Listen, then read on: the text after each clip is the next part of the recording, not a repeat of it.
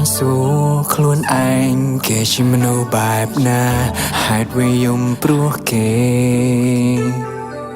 គ្រប់ពេលឈឺចាប់គ្រប់ពេលការទុកគេមិនដែលនឹកឃើញនោះទេហើយវានៅតែគិតពីគេហើយវានៅតែស្រឡាញ់គេនាងធ្លាប់នេះយាយប្រាប់ខ្ញុំសន្យាថាមិនទុកឲ្យរូបខ្ញុំរស់នៅម្នាក់ឯងទេតែពេលនេះគេផ្លាំងចិត្តលែងចង់មានស្នេហ៍លែងចង់ក្បែរលែងចង់មើលថែទុកព្រមម្នាក់នេះឲ្យនៅម្នាក់ឯងថាគេជាមនុស្សបែបណាខ្ញុំចង់ដឹងហើយvìខ្ញុំនឹកមានខ្លាំងឡើងបំភ្លេចមិនបានគេជាមនុស្សម្នាក់ដែលមិនស្មងជាមនុស្សដែលក្បត់សន្យាគឺមនុស្សស្រីដែលធម្មតាគ្មានអ្វីអស្ចារ្យសង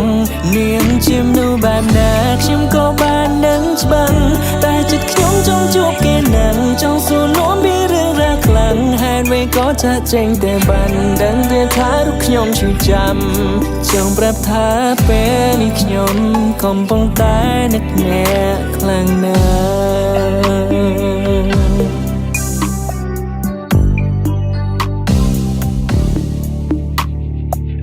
អង្គុយចាំទូរស័ព្ទគេសង្ឃឹមមានមេនឹងទេមកប្រាប់ថាចង់ជួបមុខ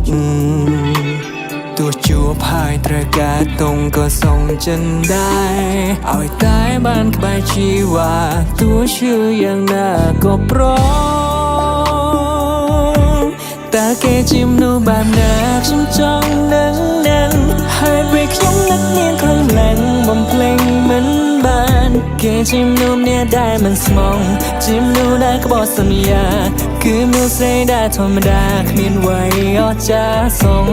នាងជាមនុស្សបែបណាខ្ញុំក៏បាននឹងច្បាស់តែចិត្តខ្ញុំចង់ជួបគេនឹងចង់សួរនាំពីរឿងរ៉ាវខ្លាំងហេតុអ្វីក៏ចាស់ចេញតែបានដឹងទេថារូបខ្ញុំឈឺចាំចង់ប្រាប់ថាពេលនេះខ្ញុំកំពុងតែនឹកអ្នកខ្លាំងណាស់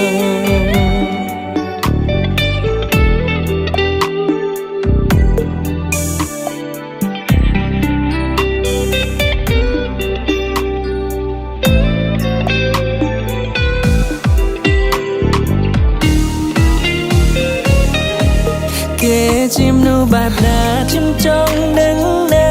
ហើយពេលខ្ញុំនឹកនាងខ្លាំងឡើងបំភ្លេចមិនបានគេជាមនុស្សដែលមិនចេះស្មងជាមនុស្សដែលក្បត់សន្យា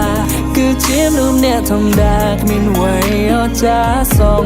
នាងជាមនុស្សបែបណាពេលនេះក៏នឹងច្បាស់តែចិត្តខ្ញុំចង់ជួបគេនឹងចង់សួរនាំពីរឿងរ៉ាវខ្លាំងហើយពេលក៏ចាក់ចេញទៅបានដឹងតែថារូបខ្ញុំឈឺចាំ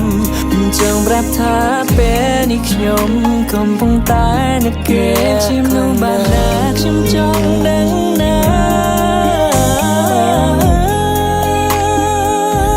គេជាមនុស្សដែលមិនចេះស្មងជាមនុស្សដែលក្បត់សន្យា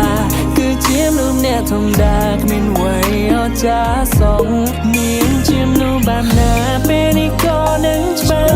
តែចិត្តខ្ញុំចង់ជួបគេនឹងចង់សួរនាំពីរឿងរ៉ាវខ្លាំងហើយរីក៏ចាក់ចេញទៅបានដឹងតែថារូបខ្ញុំឈឺចាំចង់ប្រាប់ថាពេលនេះខ្ញុំកំពុងតែ